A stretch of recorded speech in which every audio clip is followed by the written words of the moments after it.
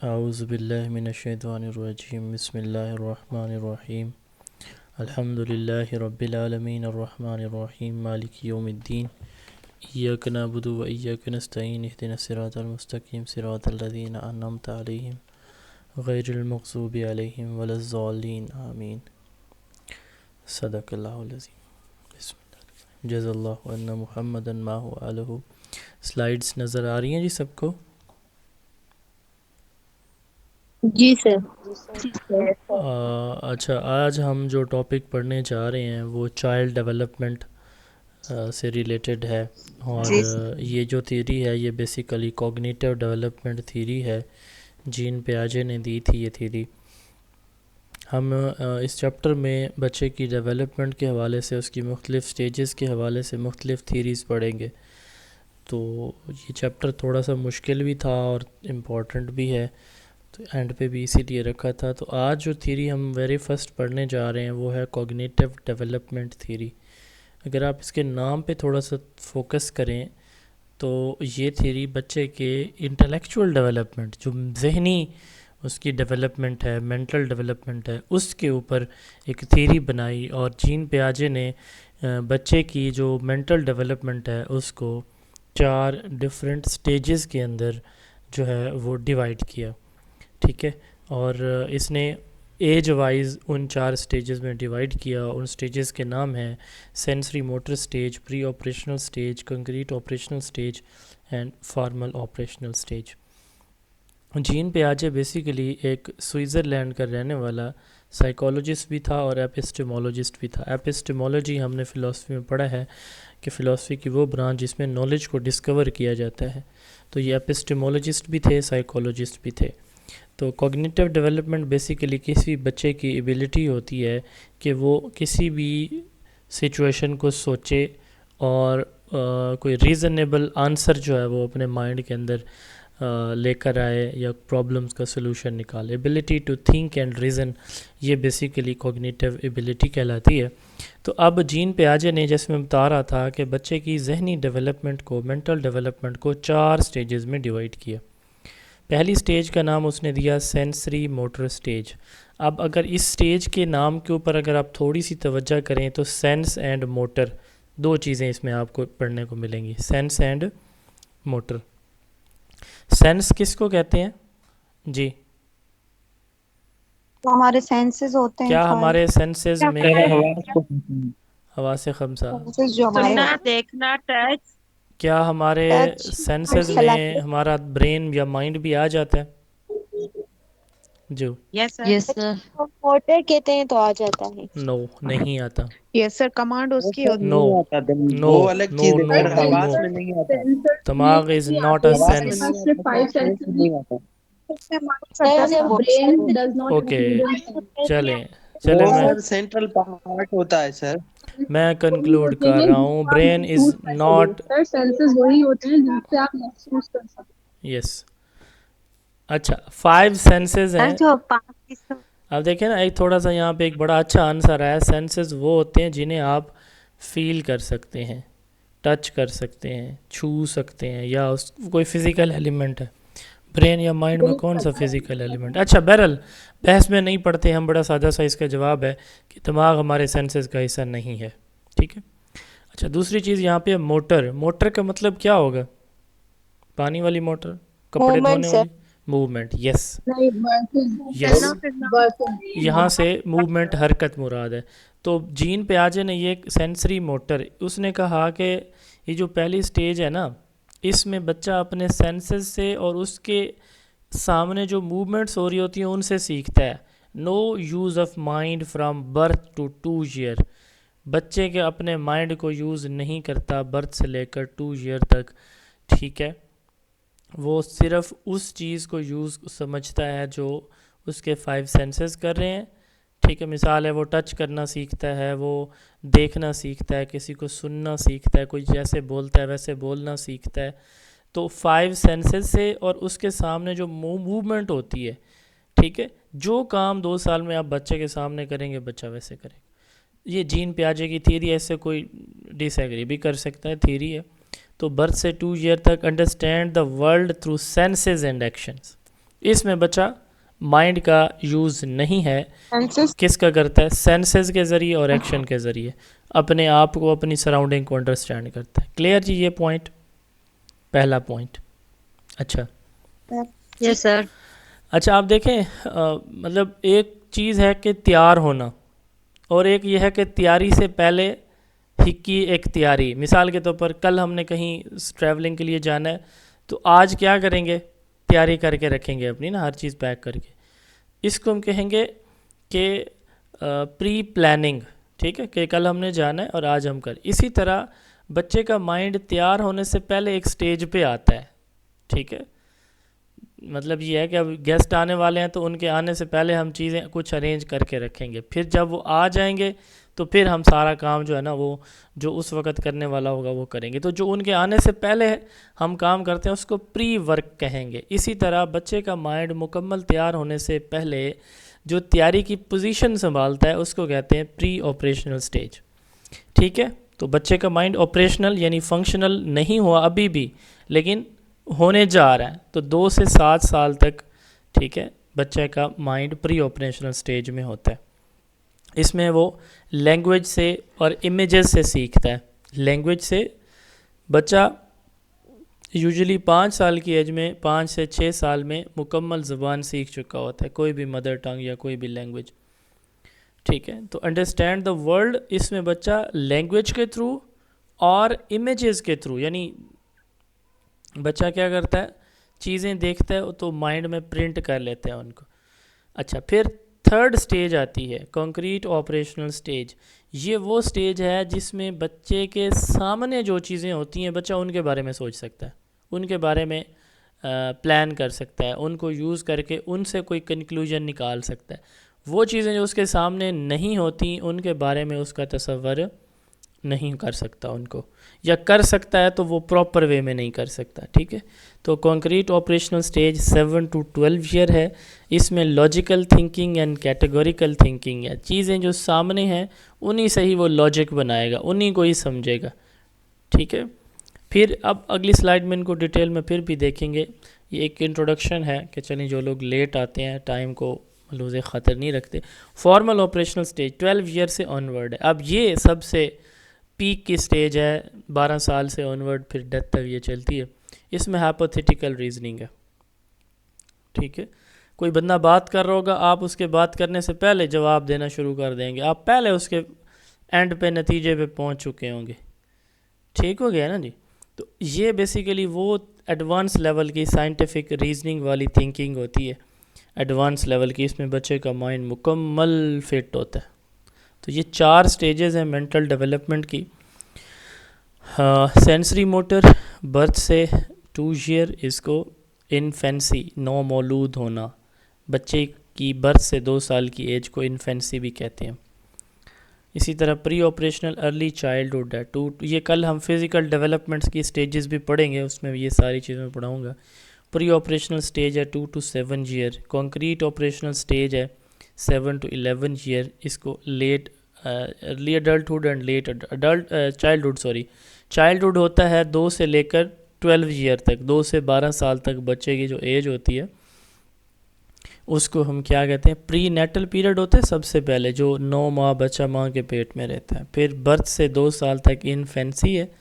फिर 2 से 12 साल तक जो है वो चाइल्डहुड है। इसको फर्दर 2 कैटेगरीज में हम डिवाइड करते हैं, early childhood 2 to 7, late childhood 7 to 11 या 7 to 12 ईयर, ठीक है। फिर एडोलेसेंस है, उसके बाद अडल्टहुड आता है। तो 12 ईयर्स से ऑनवर्ड जो है ये फॉर्मल ऑपरेशनल स्टेज चलती है एडोलेसेंस में।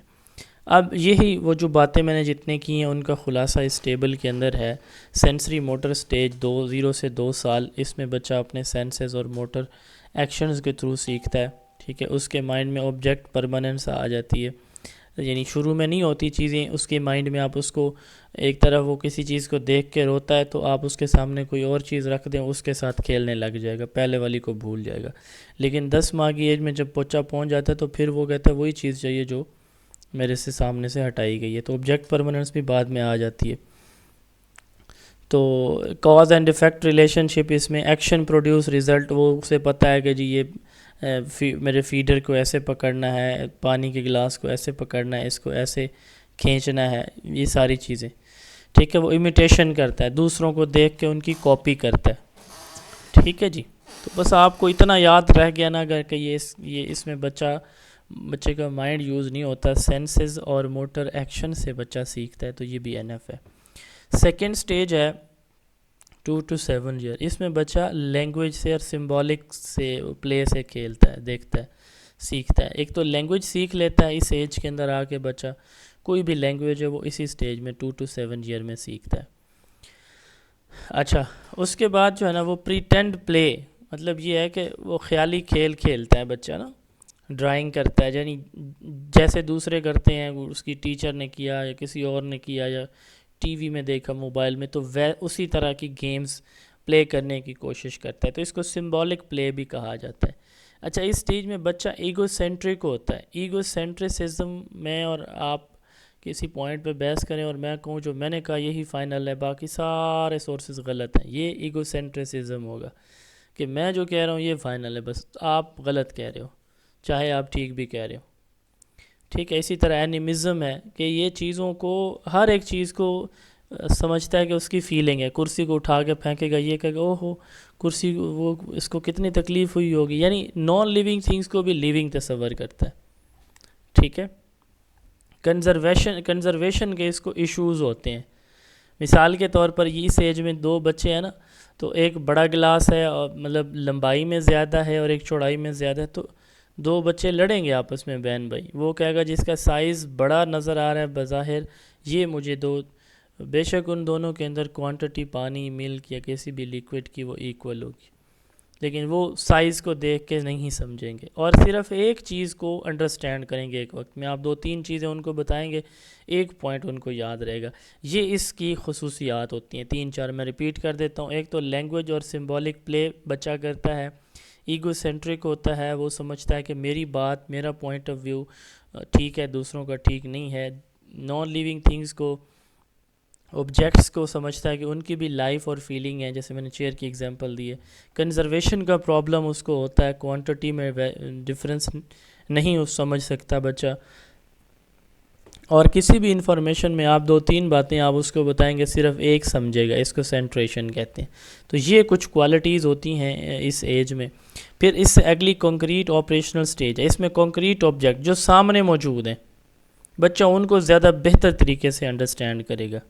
और जो यहाँ पे प्रॉब्लम्स थे ना बच्चे को, ईगोसेंट्रिक, मेरा पॉइंट ऑफ व्यू, अब यहाँ पे ये ख़त्म हो, दूसरों की भी बात को एक्सेप्ट करना शुरू कर देगा।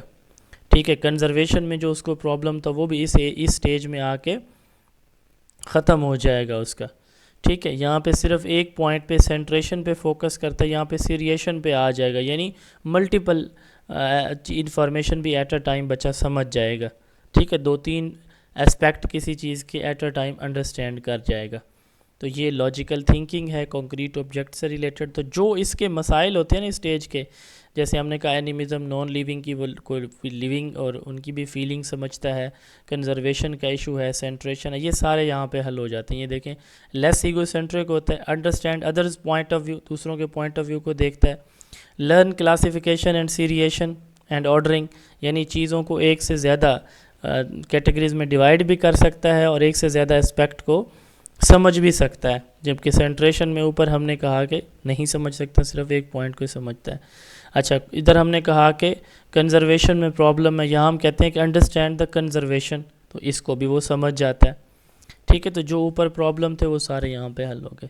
अब 4th एंड लास्ट स्टेज होती है एब्स्ट्रैक्ट थिंकिंग की, इसको हाइपोथेटिकल थिंकिंग, डिडक्टिव थिंकिंग कहते हैं। इसमें बच्चे को वो बातें जो बताई नहीं जाती वो खुद उनको अज्यूम कर लेता है, इसे पिछली स्टेजेस में नहीं करता वो।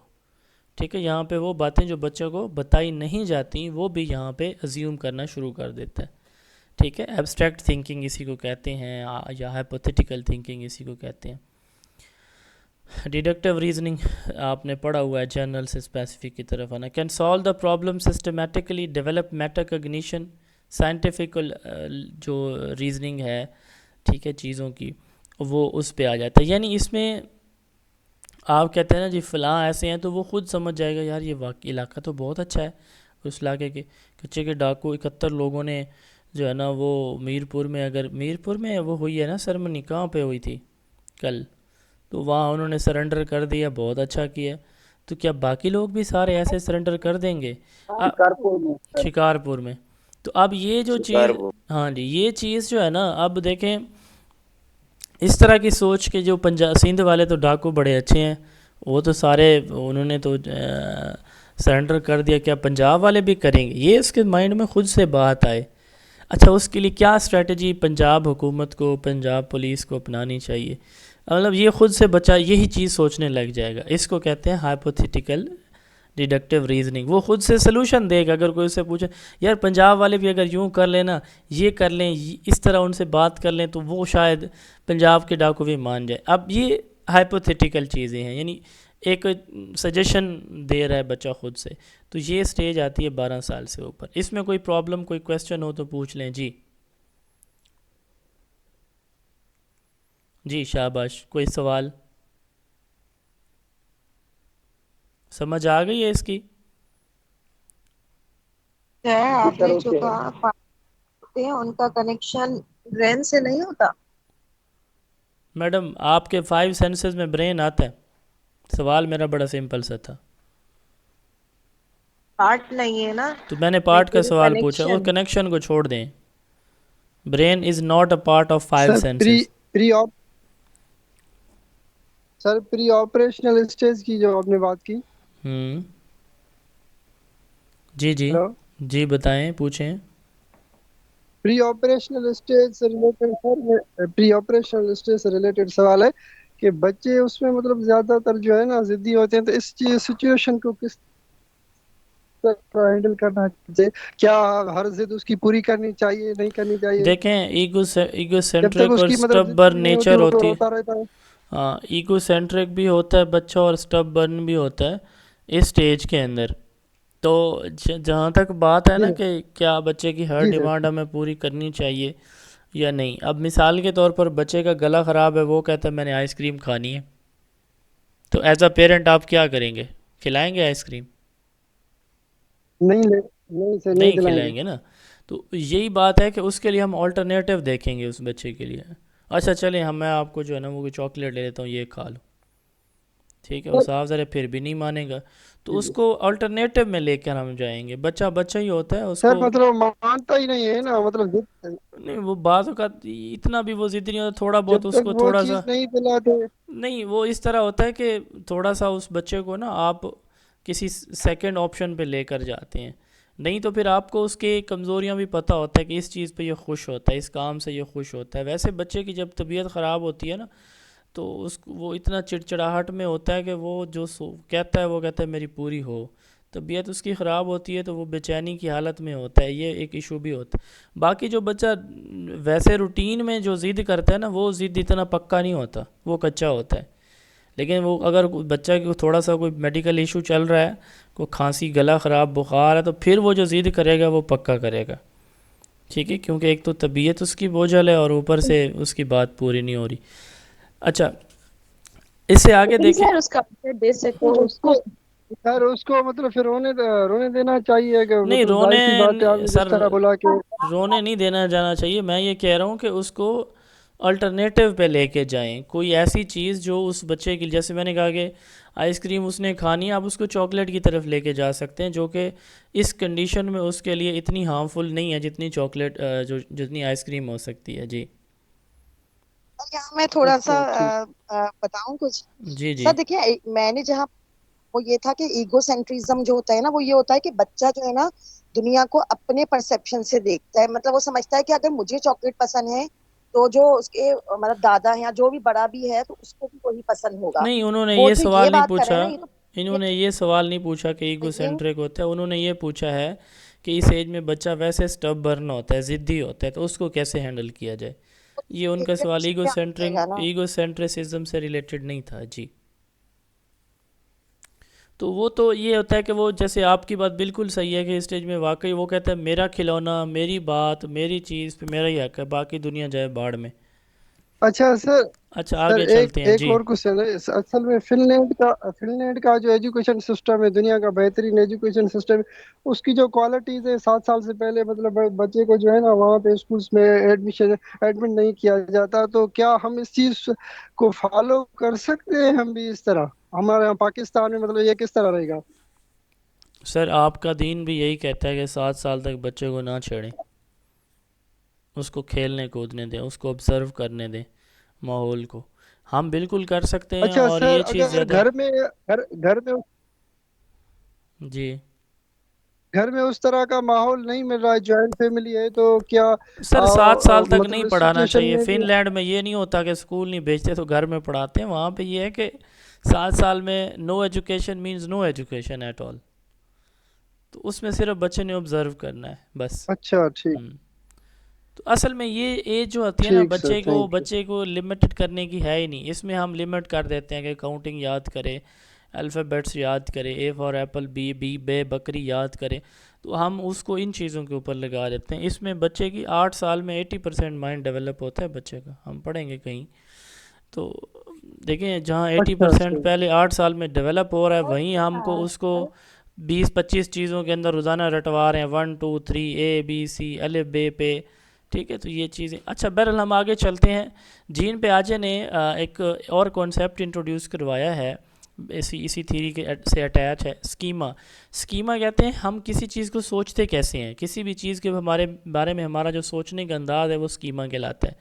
Basic building block of thinking, thinking के जो बेसिक बिल्डिंग ब्लॉक्स हैं, या कोई शख्स की जिस तरह सोचता है उसका सोचने का अंदाज़, वे ऑफ थिंकिंग, ये क्या कहलाता है? स्कीमा कहलाता है। तो जीन पियाजे ने ये कहा कि एक बच्चा जब इंफॉर्मेशन ले लेता है ना, तो या तो वो उसी में कोई तब्दीली करता है थोड़ी बहुत, या उसको टोटल रिजेक्ट करके उसकी जगह नई चीज़ को ले आता है। तो दो तरह से, यानी एक तो या तो प्रीवियस नॉलेज जो मौजूद होता है उसी की बेस पे न्यू नॉलेज बिल्ड किया जाता है, ये असिमिलेशन कहा इसको कहा जाता है। यानी न्यू नॉलेज और प्रीवियस नॉलेज आपस में मैच कर जाएं, जहाँ प्रीवियस स्कीमा जो एक थिंकिंग है और जो नई टीचर ने बताई दोनों के अंदर मैच हो जाता है, ये असिमिलेशन कहलाती है। इक्विलिब्रियम की स्टेज है, बराबरी की स्टेज है।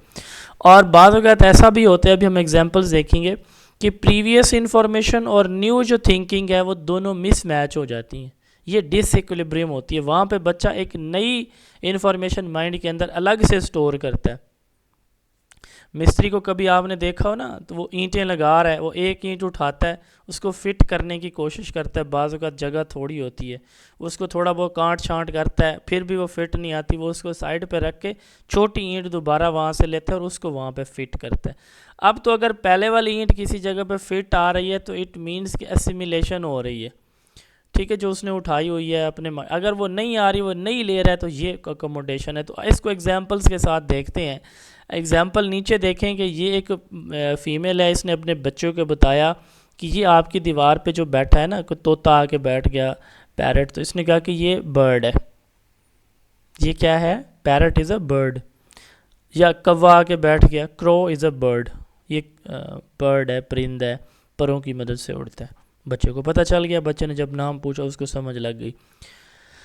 एक हफ्ते के बाद उसी दीवार के ऊपर उसी जगह पे एक पिजन कबूतर आके बैठता है। बच्चा कहता है मम्मा मम्मा कि हमारी दीवार पे एक और जो है ना वो बर्ड आके बैठा हुआ आज। माँ कहती है हाँ बेटा वेरी गुड, ये बर्ड है, ये भी बर्ड है। अच्छा, एक हफ्ते बाद उसी दीवार के साथ वो बच्चा खड़ा होता है, ऊपर से एक एरोप्लेन गुजरता है चाँद। वो कहते वो मम्मा बिग बर्ड जा रहा है। अब उसकी अम्मी उसके क्या कहेगी? ठीक कह रहे हो या गलत कह रहे हो? जी जी शाबाश। गलत कहेगी हाँ, अब वो कहेगी बेटा ये बर्ड नहीं है, बिल्कुल। ये बर्ड नहीं है, ये एरोप्लेन है बेटा। अब बच्चे के माइंड में एक नई इन्फॉर्मेशन आ गई, बर्ड भी होते हैं जो परों से उड़ते हैं और एरोप्लेन भी होता है, उसकी आवाज़ भी ज़्यादा होती है, ऊंचा भी बहुत उड़ता है वो। अब ये दूसरी बात इन्फॉर्मेशन आ गई बच्चे के माइंड में। पहले वाली एग्जांपल है एसिमिलेशन की। बर्ड को देख के, बर्ड के बारे में इंफॉर्मेशन मौजूद थी तो दूसरे बर्ड को पहचान लिया। बर्ड की इंफॉर्मेशन को एरोप्लेन के ऊपर फिट करना चाहा, नहीं आई फिट, ये एकोमोडेशन है। एक और एग्जांपल लेते हैं। इस बच्चे के घर में कैट है, ठीक है, उसका अब्बू कैट लेकर आया, एक रशियन कैट, और उसने बताया कि ये जो है वो कैट होती है। इस बच्चे ने अगले दिन घर गया तो पड़ोसी भी इसी तरह का एक कोई जानवर ले आया, तो इसने जब देखा वो वाइट कलर था उसका, इसने कहा ये भी कैट है। उसकी अम्मी ने कहा हाँ बेटा वेरी गुड, ये भी कैट है। अब ये असिमिलेशन है, उसकी प्रीवियस और न्यू इन्फॉर्मेशन आपस में मैच कर रही है। अच्छा, अब ये कुछ दिन बाद मामू के घर जाता है, वहाँ उन्होंने छोटा सा डॉगी रखा हुआ है, ठीक है। तो बच्चा जैसे ही डॉगी को देखता है कहता है ये भी कैट है। अब उसकी अम्मी या अब्बू से क्या कहेंगे कि ये कैट है? वो कहेंगे नो, ये डॉग है। अब नहीं यहाँ पे वो कैट के साथ इंफॉर्मेशन अपने माइंड में नई कौन सी ऐड कर रहा है? डॉग के बारे में। अब क्लियर हुआ ये? एग्जाम्पल्स जी क्लियर सर हुई? क्लियर हो गया। हाँ, अब असिमिलेशन में जी प्रीवियस सर। इंफॉर्मेशन को के साथ न्यू इन्फॉर्मेशन मैच कर जाती है, इसको इक्विलिब्रियम की स्टेज कहा जाता है, ठीक है। जबकि अकोमोडेशन में प्रीवियस इंफॉर्मेशन न्यू इन्फॉर्मेशन को नहीं अंडरस्टैंड कर पाती, तो इसलिए न्यू इन्फॉर्मेशन को फिट करने के लिए क्या करना पड़ता है? टोटली चेंज करना पड़ता है पहले वाली इन्फॉर्मेशन को, नई इन्फॉर्मेशन पुट की जाती है माइंड के अंदर, ठीक है, अल्टर किया जाता है, इसको अकोमोडेशन कहते हैं। ये हम रोज़मर्रा लाइफ में कितनी दफ़ा करते हैं, हम प्रीवियस इन्फॉर्मेशन की बात पे आंसर करते हैं कि जैसे किसी के माइंड में अभी था कि जी 5 सेंसेस में शायद ब्रेन या माइंड भी आता है ह्यूमन, तो वो नहीं आता, वो एक अलग चीज़ है, 5 सेंसेस हमारे। तो अब देखें ये उसकी अकोमोडेशन हुई है, तो जो चीज़ आपने पहले सीखी हुई है उसी को नई जगह यूज़ कर लेते हैं, तो असिमिलेशन है। नए सवाल का जवाब दे देते हैं, असिमिलेशन है। आपका नॉलेज नए सवाल को जवाब नहीं दे पाता, आपको उसके लिए कुछ एक्स्ट्रा पढ़ना पड़ता है, ये अकोमोडेशन है आपकी। क्लियर जी? इसमें कोई मसला है तो पूछ सकते हैं जी। जी क्लियर है सर। अच्छा, आगे देखें एप्लीकेशन पियाजे की थ्योरी की। अब हमें पता है कि जी 2 साल में बच्चा अपना माइंड यूज़ ही नहीं करता, हम थप्पड़ मार रहे हैं उसको, तुम्हारा दिमाग तो नहीं ख़राब? अब भाई उसने दिमाग यूज़ ही नहीं किया 2 साल की एज में, बच्चा है छोटा, ठीक है। आप सिगरेट पी रहे हो और उसको डांट रहे हो कि जी उसने सिगरेट क्यों उठाई है, उठाएगा वो? उसका सॉफ्टवेयर ही ऐसा है कि उसने 2 साल जो आपने करना है उसने वही करना है, जिस चीज़ को आप पकड़ोगे उसी को वो पकड़ेगा। जिस तरह मोबाइल का पैटर्न आप लगाओगे आपको पता ही नहीं चलेगा, वो आपको देख के आपका मोबाइल का पैटर्न लगा के बैठा होगा आपके जाने के बाद। तो ये होती है इसमें सेंसेस से, देख रहा है, सुन रहा है, चख रहा है, छू रहा है, स्मेल कर रहा है, वैसे ही जैसे आप कर रहे हैं वैसे कर रहा है बच्चा। तो इससे इसी तरह भी जो है 2 to 7 ईयर में हमें पता है कि बच्चे का माइंड थोड़ा थोड़ा चल रहा होता है।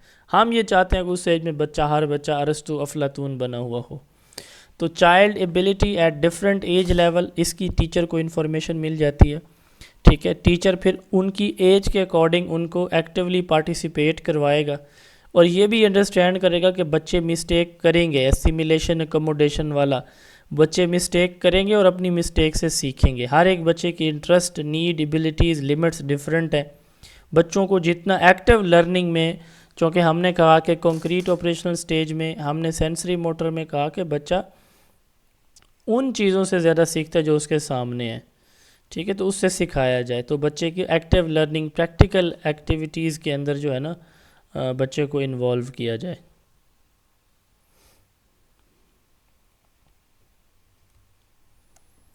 अच्छा जी, उसके बाद सेकंड थ्योरी हम देखने जा रहे हैं, socio cognitive development theory, live Vygotsky की है। ये रशियन थे, 37 साल की उम्र में ट्यूबरक्लोसिस की वजह से इनकी डेथ हो गई थी। ये दोनों चीज़ें आपने पहले पढ़ी हुई हैं, मैं ये चाहूँगा कि आप में से कोई अगर इसको एक्सप्लेन कर दे तो मुझे बड़ी खुशी होगी। जी एनीवन प्लीज़, कोई एक्सप्लेन कर दे इनको। जोन ऑफ प्रॉक्सिमल डेवलपमेंट क्या होती है, अपने लफ्ज़ों में बता दें, शाबाश।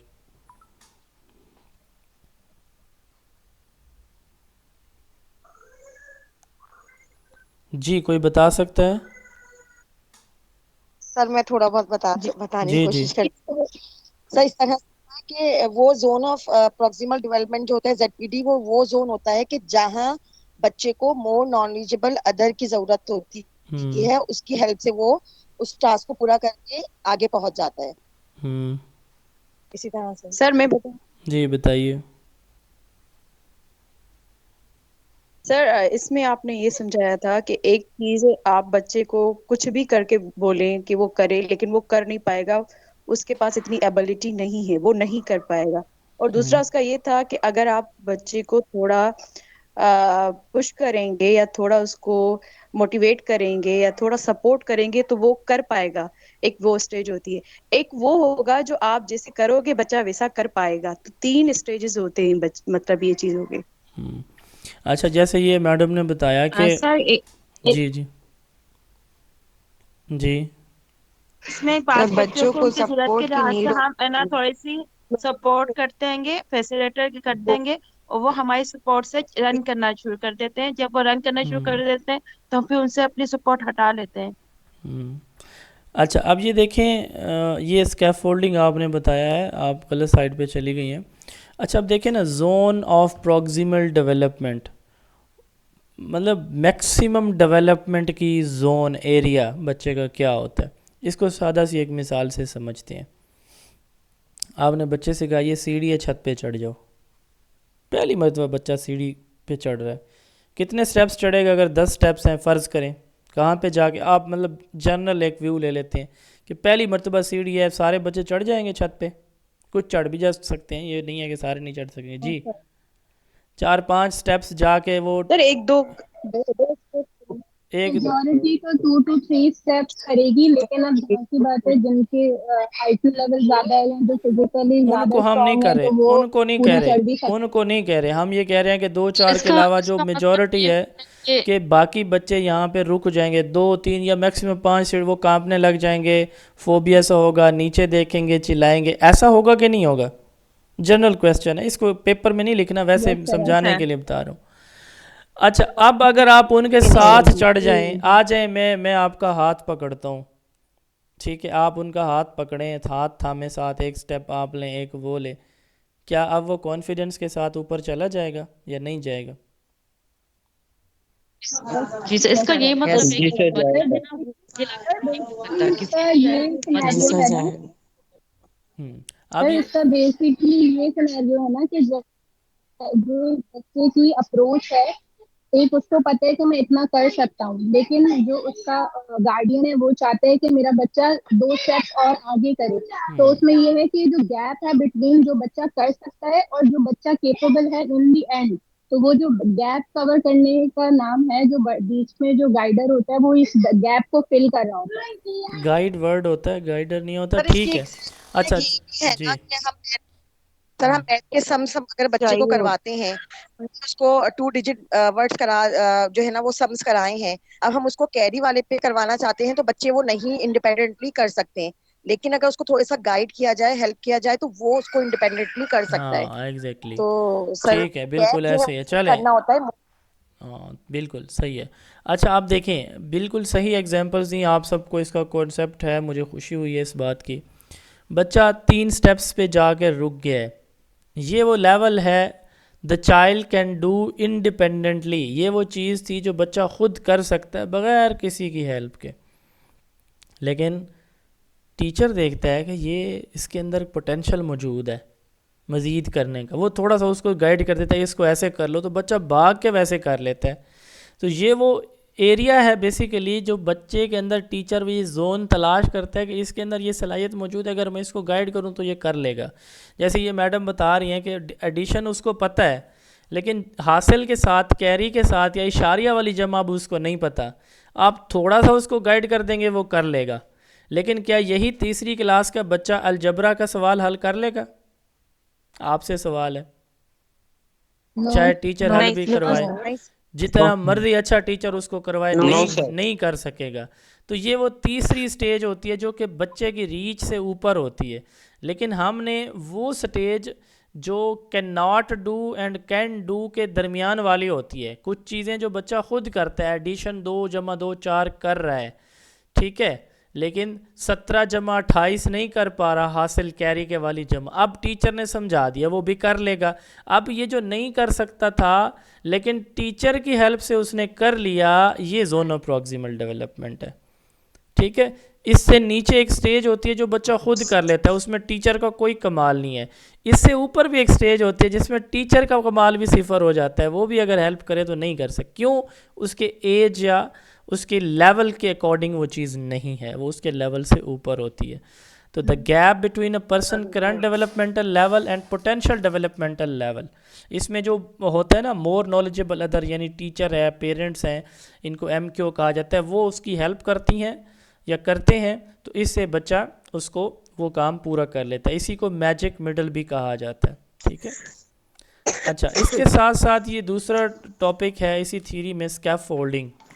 ये दिया तो ब्रूनर ने था, लेकिन वाइगोस्की ने भी इसको यूज़ किया। स्कैफोल्डिंग इस शटरिंग को कहा जाता है जो की जाती है सीमेंट के ब्लॉक्स को, छतों को, पोल्स को सहारा देने के लिए 10 दिन 12 दिन इसको रखा जाता है। फिर जब वो पक्की हो जाती है चीज़ तो इसको हटा लिया जाता है।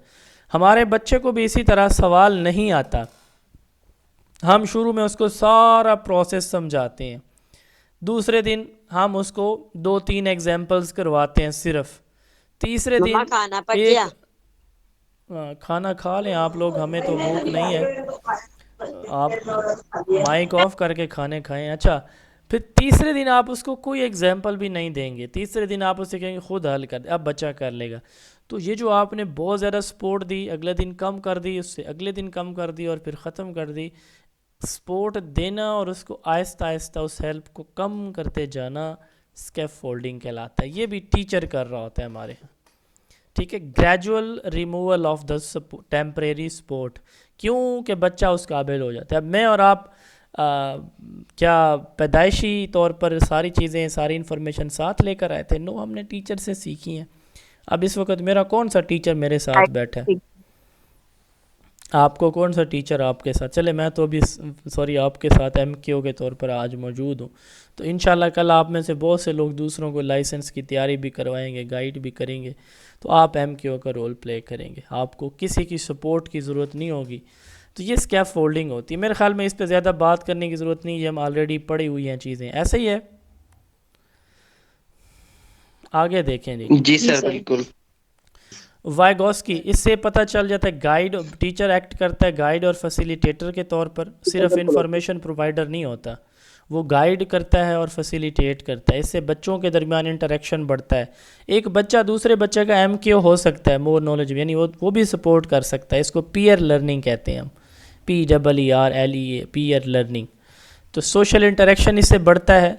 जोनो प्रॉक्सिमल डेवलपमेंट से टीचर बच्चे के करंट लेवल से उसको ऊपर का टास्क दे के उसकी हेल्प करता है स्कैफोल्डिंग टेक्निक के थ्रू, ठीक है। इसके अंदर, इससे बच्चे के अंदर क्या आती है? थिंकिंग आती है, कोग्निटिव डेवलप, उसकी स्किल्स बढ़ती हैं, कोलैबोरेटिव स्किल्स बढ़ती हैं, उसकी सोशल डेवलपमेंट इंक्रीज होती है, बच्चे का माइंड एक्सप्लोर होता है इससे, और वो ख़ुद अपने प्रॉब्लम सॉल्व करने के काबिल हो जाता है। उसके बाद है जी discovery learning, chapter number 1 teaching methodology में मैं आपको डिटेल में इसको भी पढ़ा चुका हूँ, डिस्कवरी लर्निंग को। इसकी स्लाइड, पहली स्लाइड ये वाली है, आपको नोट्स में पहली स्लाइड दूसरे नंबर पे मिलेगी और दूसरे वाली पहले मिलेगी, ये थोड़ा सा तरतीब देख लीजिएगा।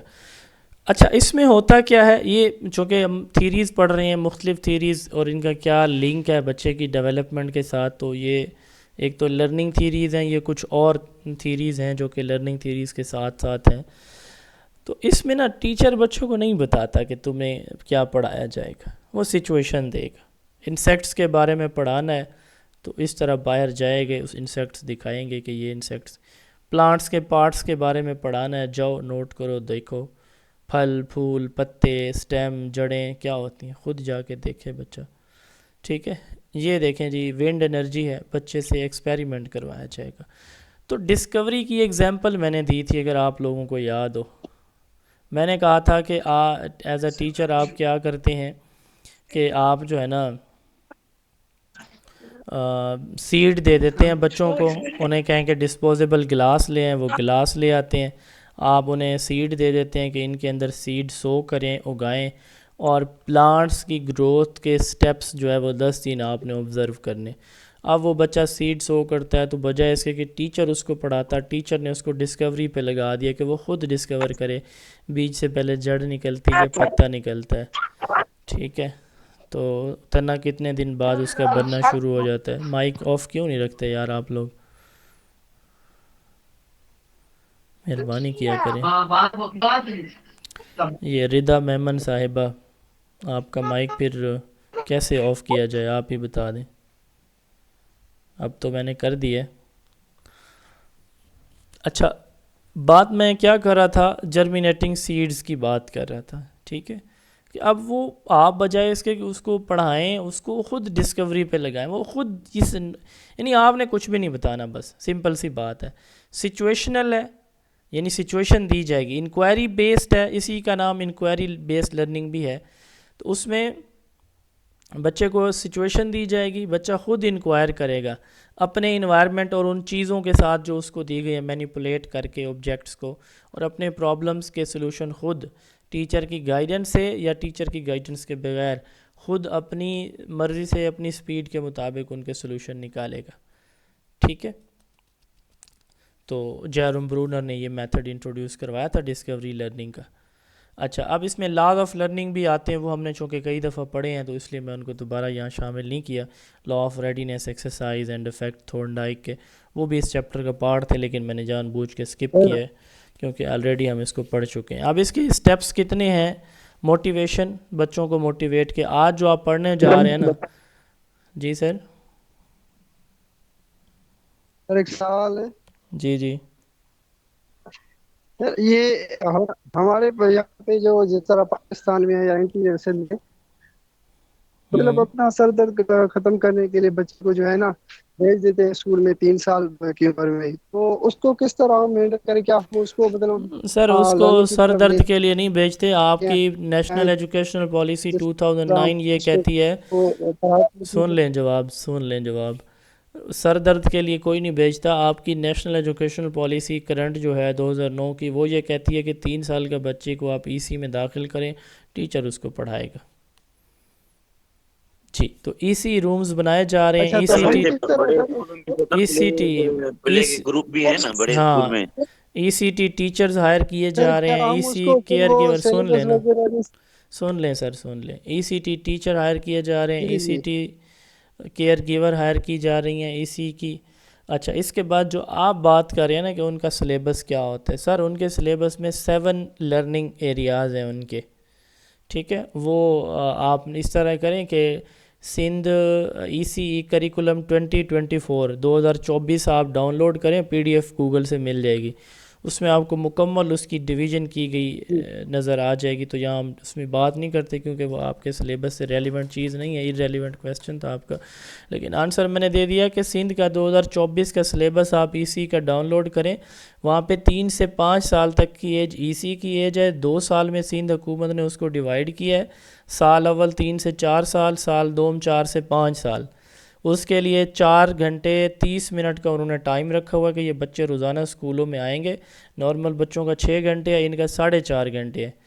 ठीक है ना जी, 8:30 से जो है, बल्कि 4 घंटे है, सॉरी, इनका 4 घंटे है, 8:30 से 12:30 तक। अच्छा। बहरहाल, motivation, structure, sequence and reinforcement, sir मेरे ख्याल में वो रेलिवेंट नहीं है इस टॉपिक से, उसको छोड़ें, अब आप उधर पढ़ लीजिएगा उसको। जी ठीक है सर। जी, क्या कह रहे हैं आप? Sir carry on. अच्छा, motivation, structure, sequence and reinforcement. अब इसमें देखें कि मोटिवेशन सबसे पहले कि बच्चे आप कर लोगे, स्ट्रक्चर वहाँ पे चीज़ें प्रोवाइड की जाती हैं, सिचुएशन इन्वायरमेंट दिया जाता है, ऑब्जेक्ट्स दिए जाते हैं। सीक्वेंस सम टाइम बच्चे को स्टेप्स भी बता दिए जाते हैं कि ये आपने फॉलो करने, जो नॉलेज है, जो डिस्कवर करना है वो नहीं बताया जाता। मिसाल के तौर पर सीड कैसे सो करने, ये बताया जाएगा बस। फिर रीइंफोर्समेंट, एंड पे बच्चे ने अगर कंक्लूजन दे दिया, सोल्यूशन निकाल लिया, तो उसको फिर अप्रिशिएट भी किया जाता है, रीइंफोर्स किया जाता है। तो ये इसके 4 स्टेप्स होती हैं। चैप्टर नंबर 1 के अंदर हमने इसको पढ़ा था, बैरल ये रिपीट हुआ यहाँ पे। लास्ट स्लाइड ये भी आप जो है ना सेकंड लास्ट स्लाइड है, लास्ट टॉपिक है आज का, ये भी आप ऑलरेडी चैप्टर 1 के अंदर पढ़ चुके हैं। Bandura social learning theory, Albert Bandura ये कहते हैं माइक ऑफ प्लीज़। जैसे आप किसी बच्चे हमारे बड़ों को देखते हैं ना, ऑब्ज़र्व करते हैं, तो उन्हीं को इमिटेट करने की कोशिश करते हैं, यानी पेरेंट्स को कॉपी करते हैं हमारे बच्चे। जब बड़ों को, एल्डर्स को कॉपी करते हैं, जो बड़े होते हैं उनको मॉडल्स कहा गया इस थ्योरी के अंदर, कि वो रोल मॉडल होते हैं बच्चे के लिए। तो बच्चे उनको, बड़ों को मॉडल समझते हैं, तो जैसे उनको करता देखते हैं, ऑब्ज़र्व करते हैं, वैसा ही कॉपी यानी इमिटेट करते हैं अपने मॉडल्स को। ये बेंडूरा की सोशल लर्निंग थ्योरी है। तो इमिटेशन और मॉडलिंग से बच्चा सीखता है, यानी जैसे दूसरों को करता देखेगा वैसे ही उनकी कॉपी करेगा बच्चा हमारा। इसके 4 स्टेजेस या स्टेप्स होते हैं: attention, retention, motor reproduction and motivation. Attention, ठीक है, वालिद नमाज़ पढ़ रहा है, वालिदा नमाज़ पढ़ रही है, बच्चा उसको तवज्जो से देखेगा, that is attention, noticing keenly. फिर है रिटेंशन, स्टेप्स को याद करना, पैटर्न आप लगा रहे हैं मोबाइल का, वो तवज्जो से देखेगा, ठीक है। रिटेंशन, माइंड में नक्शा बनाएगा कि ऐसे ऐसे जी लिखा है, बी लिखा है, एम लिखा है, के लिखा है। अच्छा, फिर है मोटर रिप्रोडक्शन, फिर आपने मोबाइल रखा या खुद जाए नमाज उठाई, वैसे ही कॉपी किया जाएगा जैसे उसने देखा। फिर मोटिवेशन, उसने नमाज पढ़ी, उसने कोई अच्छा काम किया, उसको अप्रिशिएट किया गया, तो वो दोबारा फिर करेगा। वो गलत काम किया और उस पर सज़ा मिली तो वो डीमोटिवेट होगा, दोबारा उन चीज़ों को नहीं करेगा, ठीक है। लास्ट लाइन है जी, सेल्फ एफिकेसी। एक वर्ड होता है सेल्फ फुलफिलमेंट, एक होता है सेल्फ एफिकेसी, ठीक है।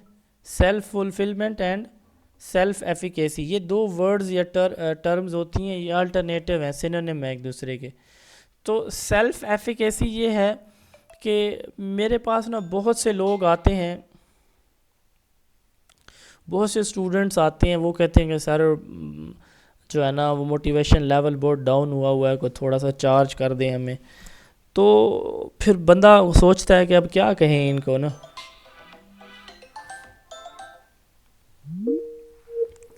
आवाज़ आ रही है जी मेरी?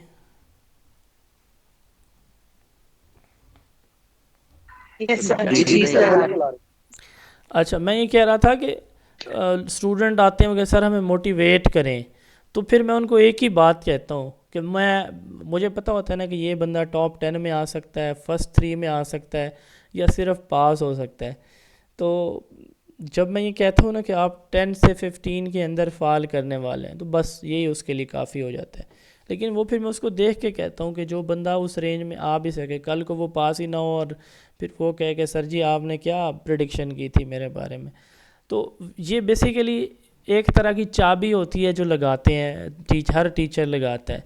बेंडोरा ने कहा कि ऑब्जर्वेशनल लर्निंग में ना सबसे इम्पोर्टेंट चीज़ सेल्फ एफिकेसी है। आप बच्चे को कहें कि बेटा आपने तो मेरे से भी अच्छा कर सकते हो, आप, मैंने तो इतना अच्छा नहीं किया जितना आप कर रहे हो, आप तो इससे भी अच्छा कर सकते हो। भाई यही चीज़ उसको आगे ले जाने में जो है ना वो बड़ी काम आएगी। तो यही मोटिवेशन आप सब के लिए भी है कि आज के लेक्चर में 60 लोग मौजूद हैं, 550 600 बल्कि 650 लोगों में से ये मेरे ख़्याल में कितने % बनता है? 10% बनता है ना? यस 10%। तो ये 10% लोग जो मौजूद है ना, तो ये 10% लोग कामयाब हैं इंशाल्लाह। आप देख लीजिएगा, अल्लाह ताला आपकी मेहनतों को रंग लगाए और आपको कामयाब फरमाए। कोई सवाल है तो पूछ सकते हैं आप जी। इंशाल्लाह। जी सर, मेरा एक क्वेश्चन था। ये जो आपने आज टॉपिक पढ़ाए दो, हमारी टेस्ट में इनसे रिलेटेड क्या क्वेश्चंस आ सकते हैं? मैंने बना के भेजे हुए नीचे CRQs में। Okay sir, thank you sir. बाकी कितने लेक्चर रह गए? बाकी कल एक होगा, मंडे ट्यूसडे को 2 रख लेंगे, सैटरडे संडे ऑफ रखें क्योंकि मैं आपके टेस्ट चेक करूँगा। चले फिर इंशाल्लाह ताला बस 3 टोटल रह जाएंगे आपके। सर एक और रिक्वेस्ट थी कि जो पास्ट पेपर था अपना टीचिंग लाइसेंस का, आपके उसका पास आप है तो वो सॉल्यूशन मुझे बना के भेज दें। सकते हैं? आपके पास पेपर है तो मुझे भेज दें, मुझे मिला नहीं है, बहुत सर्च किया था मैंने। किसी न किसी स्टूडेंट के पास होगा। हाँ वही मैं अगर कह वो रहा हूँ, भेज दे आप तो वैसे किसी किसी कभी कभार ऐसे होता है कि पास्ट पेपर रिपीट भी होते हैं 1-2 सवाल सर ना। जी, सर मेरी जवाब मेरे यूट्यूब पे यूट्यूब पे नहीं है, मैंने देखा है, मेरे पास कुछ सवाल उसके इसके आए थे। बाद होगा मेरी बात सुने, या मुझे कुछ लोगों के उन्हें सवाल भेजे थे, वो शायद मैंने ऐड भी किए थे कहीं स्लाइड्स के अंदर।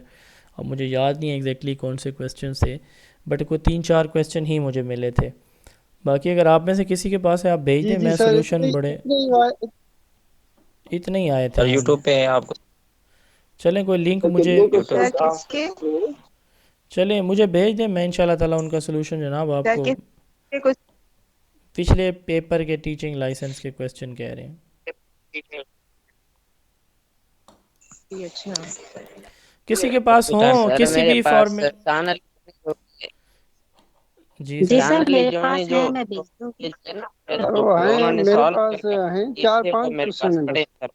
चलें, जिसके पास जितने भी हैं ना वो मुझे भेज दें, हम इंशाल्लाह वो जो मैं आपको एंड पे वो दूंगा ना, कुछ इंपॉर्टेंट क्वेश्चंस विद सॉल्यूशन, उनमें उनके सॉल्यूशन में ऐड कर दूंगा, कोई मसला नहीं है। बल्कि ये तो बड़ी खुशी की बात है, मैंने ये जितने भी आपके मॉडल पेपर्स थे ना, मॉडल पेपर के जितने भी सवाल थे वो सारे मैंने ऐड किए थे ये CRQs के अंदर। आप में से अगर किसी ने नोट की हो ये बात, तो ये तो इम्पोर्टेंट होते हैं वाकई। तो जिसके पास है वो काइंडली जो रिकॉर्डिंग भी सुन रहे हैं बाद में, तो वो भी मुझे भेज सकते हैं। ये व्हाट्सएप नंबर है, इसी नंबर पे आप भेजेंगे सिर्फ 033280555905 0332 80 55 905। अच्छा, अभी तक बहुत से लोगों ने मेरा यूट्यूब चैनल भी फॉलो नहीं किया होगा, ऐसे ही है? तो ये काइंडली जो है ना, हाँ, जिसने नहीं किया हुआ ना, ये मैं चैनल स्क्रीन पे दिखा रहा हूँ। हमने कर दिया इधर। हाँ, वो आप लोग तो अच्छे लोग हैं ना, आप लोगों ने कर दिया। Thank you. सब हाँ मैंने भी किया है। हाँ, चले, जिन्होंने नहीं किया ना जी, तो वो काइंडली जो है ना मेरा ये चैनल लाजमी फॉलो कर लें। सर जरूर वो कर दिए। तो सर आप लास्ट पेपर्स की बात कर रहे थे, तो एक क्वेश्चन था सोशल कल्चरल वैल्यूज के हवाले से। वो क्वेश्चन ये था कि how social cultural values lead to educational development of school. थोड़ा सर ये आप जबान से समझाएंगे ये क्या चीज़ होती है? चले, कल के लेक्चर में आप ज़रा याद करवाइएगा, मैं इसको ऐड कर दूंगा, ठीक है? जी सर। बल्कि आप इस तरह करें, पेपर भेजिए तो वो आप ग्रुप में भेज दीजिएगा प्लीज, ताकि हम खुद से भी सॉल्व करने की कोशिश करें। चलें, वो मुझे कोई भेजता है तो इंशाल्लाह ताला मैं उसको जो है ना वो भेज दूंगा, कोई मसला नहीं। तो ये नंबर नोट कर लें 033280555905। इस नंबर के ऊपर आप लोग जो है वो मुझे सेंड कर देंगे, तो इंशाल्लाह ताला मैं जो है ना वो आप लोगों को इसका सलूशन प्रोवाइड कर दूंगा। तो ये है जी वो चैनल जिसकी मैं बात कर रहा था, आपकी स्क्रीन पे अभी होगा, जोन ऑफ एजुकेशन। मेरा एक छोटी सी कोशिश, छोटा सा चैनल है मेरा, तो इसको लाजमी जो है वो आप सब लोगों से रिक्वेस्ट है कि इसको फॉलो कर लें।